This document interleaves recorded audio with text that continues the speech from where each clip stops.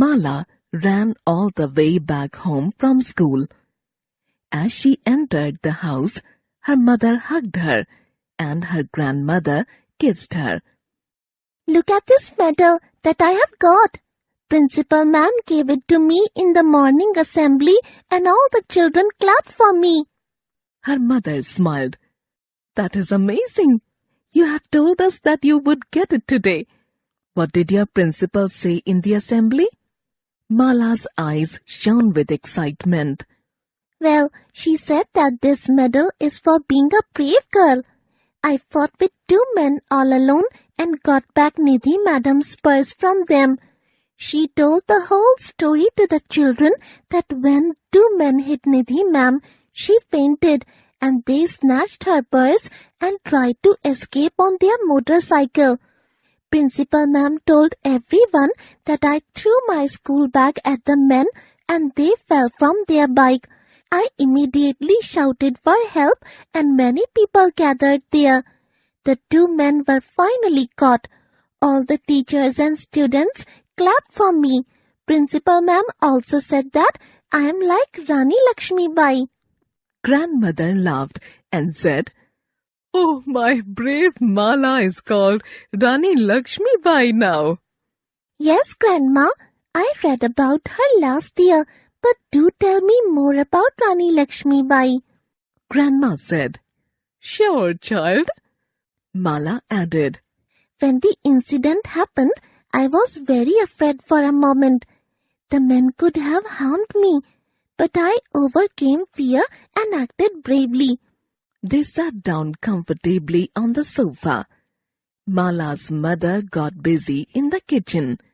Meanwhile, grandmother explained, "Rani Lakshmibai was one of the most important warriors of India's first struggle for independence against the British rule. She was born on the 19th November 1835 at Pune and named Manikarnika. Her father was a court advisor and her mother was a scholarly woman. She lost her mother at a very early age.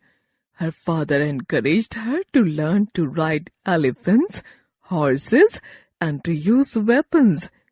She grew up with Nana Sahib and Tatya Tope." Mala looked surprised. "But when did she fight with the British soldiers?" Grandmother said, "Wait, dear, I'll tell you more about Rani Lakshmibai. She was married to the ruler of Jhansi, Raja Gangadhar Rao, in 1842 and was called Lakshmibai. She gave birth to a son who unfortunately died. Then the king adopted Damodar Rao as his son. Due to his son's death and his own ill health, Raja Gangadhar Rao also died in 1853. Rani Lakshmibai was just 18 years old then.